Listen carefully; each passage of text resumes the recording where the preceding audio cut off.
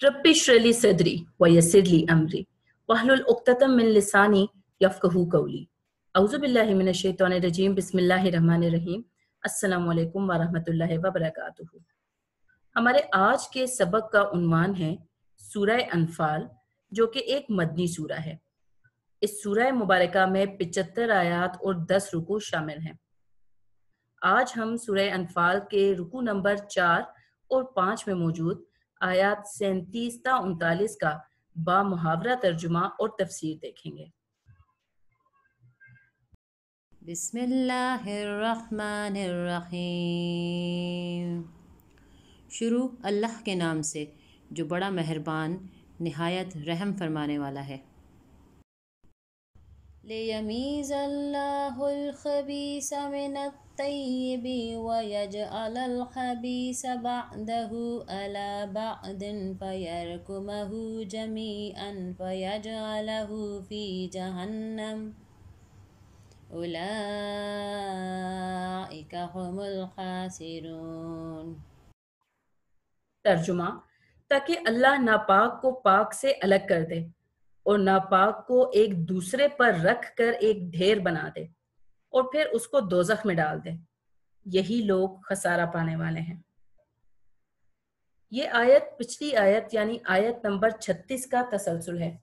आयत नंबर 36 में अल्लाह ताला इरशाद फरमाता है कि कुफ़ार और मुनाफिकीन अपना माल खर्च करते हैं।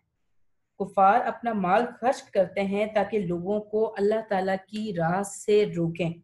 ये आइंदा भी इसी तरह माल खर्च करेंगे, फिर हो जाएगा ये खर्च करना उनके लिए बाइसे हसरत व अफसोस, और फिर वो मगलूब कर दिए जाएंगे यानी नाकाम कर दिए जाएंगे, और जिन्होंने कुफ्र अख्तियार किया वो दोज़ख की तरफ इकट्ठे किए जाएंगे। अब गज़वा बदर के तनाजुर में ये आयत नाजिल हुई और अल्लाह ताला इरशाद फरमाता है कि कुफ़ार ने, जो कुफ़ारे मक्का थे, उन्होंने मुसलमानों का दुनिया से खात्मा करने के लिए एक बहुत बड़ी चाल चली, एक बहुत बड़ी तदबीर अख्तियार की, और वो तदबीर ये थी कि उन्होंने अपने तमाम मालो दौलत का इस्तेमाल करके मदीना की जानिब पेशकदमी की। उन्होंने अहले मदीना से यानी मुसलमानों से जंग लड़ने की कोशिश की, और उनका ये जंग लड़ने का मकसद ये था कि लोगों को, इंसानों को अल्लाह ताला के रास्ते की तरफ जाने से रोकें, उन्हें राह हिदायत अख्तियार करने से रोकें। लेकिन उन्होंने जो इतनी दौलत खर्च की थी, जो इतनी ताकत इस्तेमाल की थी, अल्लाह ताला कहता है उस ताकत इस्तेमाल करने का नतीजा क्या निकला कि मैंने इन्हें जंग बदर में जिल्लत के साथ, रुसवाई के साथ शिकस्त दी। अल्लाह ताला कहता है जिस तरह इन्होंने इस मर्तबा लोगों को दीन इस्लाम के रास्ते से रोकने के लिए पैसा खर्च किया जंग की तैयारियों में, ये आइंदा भी अपनी ज़िंदगी में इसी तरह से करते रहेंगे। लेकिन जिस तरह उन्हें इस मर्तबा शिकस्त हुई है, आइंदा भी उन्हें इसी तरह से शिकस्त दी जाएगी। इसके बाद वो नाकाम, नामुराद कर दिए जाएंगे, और जिन लोगों ने कुफर अख्तियार किया है उन्हें दोज़ख की तरफ इकट्ठा किया जाएगा। अब इस आयत में अल्लाह ताला फरमा रहा है कि उन्हें दोज़ख में इकट्ठा करने की वजह क्या है। तो अल्लाह ताला फरमाता है, वजह अल्लाह ताला इस आयत में ये दे रहा है ताकि अल्लाह ताला नापाक को पाक से अलग कर दे। नापाक लोग वो हैं जो कुफर के कायल हैं, जो किसी सूरत भी हिदायत का पैगाम मिलने के बावजूद भी कुफर के रास्ते को छोड़ने के लिए तैयार नहीं है, जो शिर्क करते हैं, अल्लाह ताला की ज़ात को तस्लीम नहीं करते, हर किस्म का गलत काम करते हैं। जबकि पाक वो लोग हैं कि जो इसी तरह गुमराही का शिकार थे, इसी तरह गुमराही में मुब्तला थे, लेकिन जब उन्हें अल्लाह ताला की वहदानियत का पैगाम दिया गया तो उन्होंने जिद नहीं दिखाई, हठ धर्मी नहीं दिखाई, और अल्लाह ताला को वाहिद यकता तस्लीम कर लिया। अब अल्लाह ताला कहता है वो पाक अफराद जो अल्लाह ताला को वाहिद तस्लीम करते हैं, मैं क़यामत वाले दिन इन पाक अफराद को नापाक अफराद से अलहदा कर दूंगा। फिर बताया जा रहा है कि नापाक अफराद के साथ इसके बाद क्या किया जाएगा। अल्लाह ताला तमाम नापाक अफराद को यानी तमाम कुफ़ार को एक दूसरे के ऊपर रखकर उनका ढेर बना देगा, और एक दूसरे के ऊपर रखकर उनका इस तरह से ढेर बना दिया जाएगा जिस तरह से रेत का ढेर हुआ करता है। यानी कुफार के जो नीम जान लाशें होंगे वो एक दूसरे के ऊपर ढेर कर दिए जाएंगे, और जब उन्हें एक दूसरे के ऊपर ढेर कर दिया जाएगा, उनका एक ढेर बन जाएगा या कुफार एक ढेर की सूरत अख्तियार कर लेंगे, तब अल्लाह ताला इन कुफार को जहन्नुम में डाल देगा। फिर आखिर में अल्लाह ताला इरशाद फरमाता है कि बेशक ये लोग नुकसान उठाने वाले हैं। क्यों नुकसान उठाने वाले हैं? नुकसान उठाने की इनकी वजह यह है कि ये वो लोग नहीं है जिनके पास हिदायत नहीं पहुंची, بلکہ یہ وہ بدبخت ہیں کہ جن کے پاس اللہ تعالیٰ کا پیغام بھی پہنچا، لیکن انہوں نے اللہ تعالیٰ کے پیغام کو تسلیم کرنے کے بجائے اسے جھٹلایا، اور نہ صرف اللہ تعالیٰ کے پیغام کو جھٹلایا بلکہ اہل ایمان کو، اہل اسلام کو اور لوگوں کو راہ ہدایت کی طرف جانے سے روکنے کے لیے انہوں نے اپنا مال، اپنی طاقت خرچ کی۔ یہی وجہ ہے کہ اللہ تعالیٰ کہتا ہے کہ انہیں آخرت میں ایک ڈھیر بنا کر ڈھیر کی صورت میں جہنم میں ڈالا جائے گا۔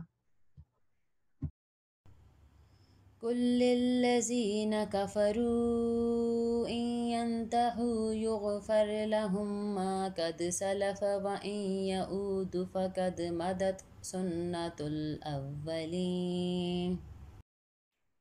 ترجمہ: اے پیغمبر صلی اللہ علیہ وآلہ وسلم، کفار سے کہہ دو کہ اگر وہ اپنے افعال سے باز آ جائیں تو جو ہو چکا انہیں معاف کر دیا جائے گا، اور اگر پھر وہی حرکات کرنے لگیں گے تو اگلے لوگوں کا جو طریق جاری ہو چکا ہے وہی ان کے حق میں بڑھتا جائے گا۔ اب اس آیت مبارکہ میں اللہ تعالیٰ اپنا طریقہ کار بتا رہے ہیں کہ کفر کرنے والوں کے ساتھ اللہ تعالیٰ کا کیا معاملہ ہے، یا اللہ تعالیٰ ان کے ساتھ کس طریقے سے پیش آتا ہے۔ تو اللہ تعالیٰ اس آیت میں ارشاد فرما رہے ہیں کہ رسول پاک صلی اللہ علیہ وآلہ وسلم کفار سے کہہ دیں کہ وہ باز آ جائیں۔ کس چیز سے باز آ جائیں؟ اسلام دشمنی سے باز آ جائیں، مسلمانوں کو تنگ کرنے سے باز آ جائیں، مسلمانوں کو راہ ہدایت کی طرف جانے سے روکنے سے باز آ جائیں۔ اللہ تعالیٰ فرماتا ہے کہ اگر تو کفار باز آ جاتے ہیں، جو غلط کام بھی وہ کر رہے ہیں، اگر وہ ان تمام غلط کاموں سے باز آ جائے تو ابھی بھی اللہ تعالیٰ کے پاس گنجائش موجود ہے۔ اللہ تعالیٰ غفور الرحیم ہے، اور اللہ تعالیٰ اپنے ہر بندے سے، اللہ تعالیٰ ہر انسان سے ایک ماں سے 70 گنا زیادہ محبت کرنے والا ہے۔ لہٰذا یہ کفار اگر اب باز آ جاتے ہیں اپنے کفر سے اور ہدایت کا راستہ اختیار کر لیتے ہیں تو اللہ تعالیٰ کہتا ہے کہ انہوں نے جو بھی غلط کام کیے ہیں، انہوں نے جو بھی گناہ کیے ہیں، ان گناہوں کو بخش دیا جائے گا۔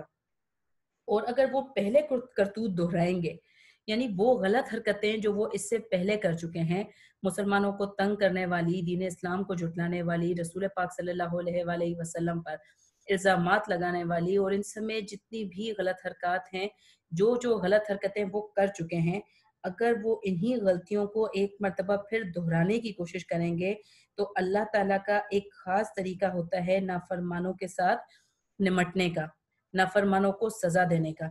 تو اللہ تعالیٰ کہتا ہے کہ میرا وہ طریقہ کار جو اگلے لوگوں کے لیے میں نے کیا تھا، اگلے لوگوں سے یہاں پر مراد ہے گزشتہ امتیں، گزشتہ نافرمان امتیں جن کی طرف اللہ تعالیٰ نے انبیاء کرام بھیجے، جو انہیں ہدایت کا راستہ دکھاتے تھے اور انہیں بتاتے تھے کہ وہ جو اللہ تعالیٰ کی ذات میں، صفات میں جو شرک کرتے ہیں، اللہ تعالیٰ کی خدائی میں جو کچھ جھوٹے خداؤں کو شریک ٹھہراتے ہیں، وہ اس چیز سے باز آ جائیں، ایک اللہ تعالیٰ کی، واحد اللہ تعالیٰ کی عبادت کریں اور اللہ تعالیٰ کے ساتھ کسی کو بھی شریک نہ کریں۔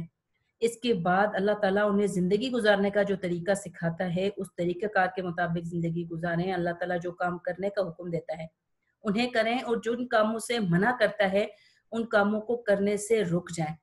اللہ تعالیٰ نے پچھلی امتوں کے پاس جب اپنے انبیاء کرام یہ پیغام دے کر بھیجے، جو انہیں صحیح اور غلط کی تمیز سکھاتے تھے، جو انہیں اللہ تعالیٰ کی ذات کے بارے میں، اللہ تعالیٰ کی وحدانیت کے بارے میں آگاہ کرتے تھے، تو ان لوگوں میں سے جن لوگوں نے کفر کیا اور اتنی واضح ہدایات ملنے کے باوجود بھی اللہ تعالیٰ کی ذات کا انکار کیا اور اللہ تعالیٰ کے انبیاء کرام کو جھوٹا ٹھہرایا، تو اللہ تعالیٰ نے ان قوموں کو تباہ کر دیا، نیست و نابود کر دیا۔ بہت بڑے بڑے عذاب آتے رہے اس سے پہلے ان لوگوں کے اوپر جو اللہ تعالیٰ کو مانتے نہیں تھے، اللہ تعالیٰ کی نافرمانی کرتے تھے اور اللہ تعالیٰ کے بلانے کے باوجود اس راستے کی طرف نہیں آتے تھے۔ تو اللہ تعالیٰ یہاں پر ان کفار کو، کفار مکہ کو بھی خصوصیت کے ساتھ خطاب کر کے یہی بات ارشاد فرما رہا ہے کہ آپ نے مدینہ پر حملہ کرنے سے پہلے دعا کی تھی اللہ تعالیٰ سے کہ اللہ تعالیٰ آپ کی رہنمائی کرے اور اللہ تعالیٰ جو حق ہے دونوں میں سے اس کو فتح دے۔ تو اللہ تعالیٰ نے حق کو فتح دے دی ہے، اور اب آپ پر یہ چیز ثابت ہو چکی ہے کہ رسول پاک صلی اللہ علیہ وآلہ وسلم جو پیغام آپ کو دے رہے ہیں، جو باتیں آپ کو بتا رہے ہیں، ان میں کچھ بھی غلط نہیں ہے۔ لہٰذا آپ کے لیے ابھی بھی موقع ہے کہ آپ اپنی ان غلط حرکتوں سے، اسلام دشمنی سے باز آ جائیں۔ اگر آپ باز آ جاتے ہیں تو اللہ تعالیٰ ابھی بھی آپ کو بخش دے گا، لیکن اگر آپ اتنی واضح شکست ملنے کے باوجود بھی، اپنے سوال کا جواب ملنے کے باوجود بھی باز نہیں آئیں گے اور اپنی غلط حرکتیں دہراتے رہیں گے، تو آپ لوگوں کو بھی اسی طریقے سے سزا دی جائے گی جس طرح سے آپ سے پہلی امتوں کو، آپ سے پچھلے نافرمانوں کو سزائیں دی جا چکی ہیں۔ وَقَاتِلُوهُمْ حَتَّى لَا تَكُونَ فِتْنَةٌ وَيَكُونَ الدِّينُ كُلُّهُ لِلَّهِ فَإِنِ انْتَهَوْا فَإِنَّ اللَّهَ بِمَا يَعْمَلُونَ بَصِيرٌ۔ ترجمہ: اور ان لوگوں سے لڑتے رہو یہاں تک کہ فتنہ یعنی کفر کا فساد باقی نہ رہے اور دین سب اللہ ہی کا ہو جائے، اور اگر باز آ جائیں تو اللہ ان کے کاموں کو دیکھ رہا ہے۔ اس آیت مبارکہ میں اللہ تعالیٰ مسلمانوں کو حکم دے رہا ہے کہ وہ کفار سے لڑتے رہیں، اور کس وقت تک لڑتے رہیں؟ اس وقت تک لڑتے رہیں جب تک فتنے کا خاتمہ نہ ہو جائے۔ فتنے سے یہاں پر مراد ہے فساد، اور فساد سے یہاں پر مراد ہے زمین پر کسی بھی قسم کی برائی، فساد، جھگڑا برپا کرنا۔ زمین پر سب سے بڑا فساد شرک کی حکمرانی ہے، یعنی اللہ تعالیٰ کی ذات میں، اللہ تعالیٰ کی صفات میں کسی اور کو اللہ تعالیٰ کا شریک ٹھہرانا۔ لہٰذا فتنہ ختم ہو جانے کا یا فساد کے خاتمے کا مطلب یہاں پر یہ ہوگا کہ یا تو تمام لوگ مسلمان ہو جائیں یا جزیہ ادا کرنے پر تیار ہو جائیں۔ اب جزیہ جب ادا کریں گے کفار تو اس کا مطلب یہ ہوگا کہ مشرکین کے ہاتھوں میں اقتدار نہیں رہے گا۔ اللہ کا دین مکمل کرنے سے مراد یہ قطعاً نہیں ہے کہ مسلمان کفار کو ہر صورت قتل کر دیں اور دنیا سے کفار کا خاتمہ کر دیں، بلکہ اللہ تعالیٰ نے ارشاد فرمایا ہے اس سے پہلے جزیہ والی آیت میں کہ مسلمانوں کے اقتدار کو اگر کفار تسلیم کر لیتے ہیں تو ان سے نہ لڑا جائے۔ لہٰذا یاد رکھیے کہ اس آیت میں اللہ تعالیٰ مسلمانوں کو یہ حکم دے رہا ہے کہ وہ سکون سے نہ بیٹھیں، وہ آرام سے نہ بیٹھیں اس وقت تک جب تک کہ روئے زمین پر دین اسلام کی حکمرانی کو قائم نہ کر لیں، اور جب تک اس دنیا میں موجود تمام کفار کو، وہ تمام افراد جو اللہ تعالیٰ کا شریک کسی اور کو ٹھہراتے ہیں، جب تک انہیں اپنا فرما بردار نہ بنا دیں، جب تک انہیں اپنا اطاعت گزار نہ بنا دیں، تب تک نہ رکیں۔ اس کے بعد اللہ تعالیٰ آخر میں فرماتا ہے کہ اگر کفار باز آ جاتے ہیں تو اللہ تعالیٰ اس سے باخبر ہے۔ اس کے ساتھ ہی ہمارے آج کے سبق کا اختتام ہوتا ہے۔ یاد رکھیے گا کہ اپنے اچھے عمل کے ذریعے سے اس دنیا میں دین اسلام پھیلانے کی کوشش کر کے ہی ہم کامیابی اور فلاح حاصل کر سکتے ہیں، کیونکہ ہم رسول پاک صلی اللہ علیہ وآلہ وسلم کے پیروکار ہیں، اور انہوں نے دین کو کسی زور سے، زبردستی سے اس دنیا میں نہیں پھیلایا، بلکہ صرف اپنے اچھے عمل کے ذریعے ہی پھیلایا۔ میری اللہ تعالیٰ سے دعا ہے کہ وہ ہم سب کو آسانیاں عطا فرمائے اور آسانیاں بانٹنے کی توفیق عطا فرمائے۔ اپنا بہت خیال رکھیے گا۔ اللہ حافظ۔